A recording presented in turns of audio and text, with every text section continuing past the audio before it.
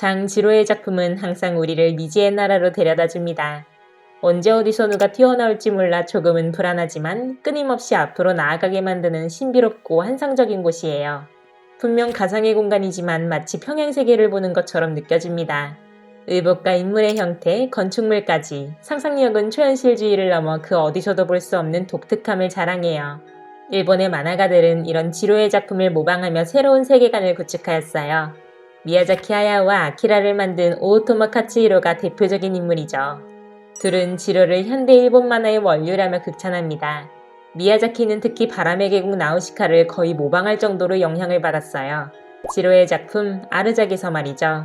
익룡을 타고 모험하는 남자와 흰 비행물체 위에 올라탄 나우시카가 유사를 넘어 완전히 일치합니다.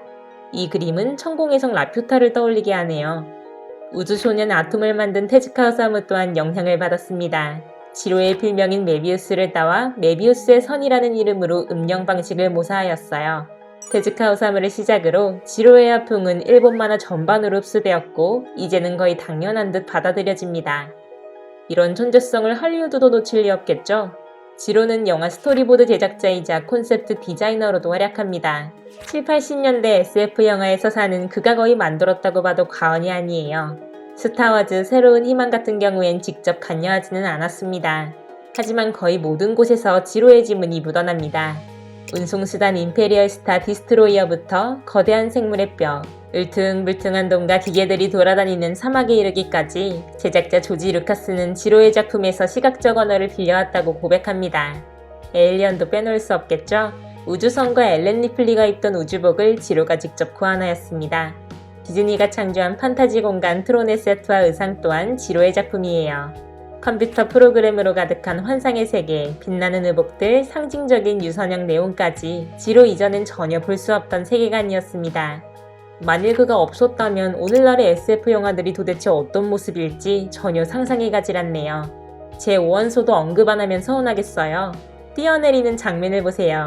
배경의 과밀하면서도 무질서 속 질서정연한 도시 또한 지로의 창조물이죠. 그는 1938년 프랑스 파리 교회에서 태어납니다. 플래시 고든과 더 팬텀 같은 미국 영웅물 만화를 접한 후 큰 충격을 받았고 훗날 아버지의 추천으로 SF 잡지 픽션과 갤럭시를 읽으며 SF물에도 관심을 두게 되어요. 16살이 된 소녀는 잡지 안의 세계관을 독학으로 하나씩 그림으로 옮겨내었죠. 지로는 3살 때 부모님이 이혼하였습니다. 훗날 어머니가 재혼하며 멕시코로 이주하는데요. 어머니를 보기 위해 8개월간 찾은 멕시코는 지로의 작품 전반에 큰 영향을 미치게 됩니다. 군대 또한 알제리에서 복무했어요.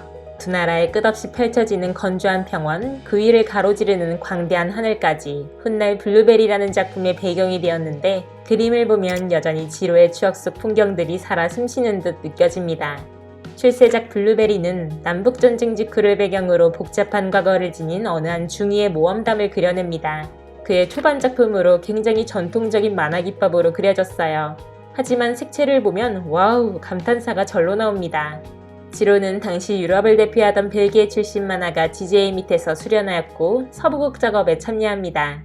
블루베리는 스승의 묘사력을 고스란히 이어받은 작품이기도 하죠. 이 사실적인 서부극이 인기를 끌면서 그는 새로운 화풍에 도전하고 싶어 했어요. 이전 작품과 새로운 창작물을 분리하기 위해 메비우스라는 필명을 사용하는데 10년 뒤 발표한 아르작은 메비우스라는 이름처럼 이것이 현실인지 가상인지 그 경계를 구분하기 어렵습니다. 겨우 4화밖에 없는 데다가 대화도 의성어도 없이 스토리가 전개되어요. 파격 그 자체예요. 대사가 없더라도 상상력과 화력은 모두에게 감동을 주기에 충분합니다. 저 멀리 미국과 일본까지 소문이 날 정도로 말이에요. 블루베리와 달리 더욱더 간결해진 선과 화려한 색채가 더욱 돋보이는 작품이네요. 고양이의 눈 또한 빠질 수 없는 대표작입니다. 영화감독 호도르프스키와의 공동작업물로 텅 빈 거리를 지니는 맹인 소년의 이야기를 담아냈어요.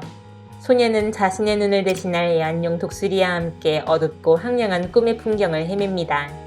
평범한 스토리처럼 들리겠지만 보이지 않는 소년의 눈은 황량한 거리를 환상의 도시로 바꾸어 놓습니다. 눈앞에 아무것도 아닌 것이 소년의 눈엔 요괴가 되고 때론 공포까지 느끼게 만들죠. 주인공의 시점을 독자에게 입해 광활한 상상력을 제공하는 것이에요. 그림은 프랑스 화가 기스타브 도레의 작품을 보는 듯 선명한 흑백의 선만이 존재하는데 훗날 세부적인 묘사력을 강조하기 위해 노란색 배경으로 출판되었습니다.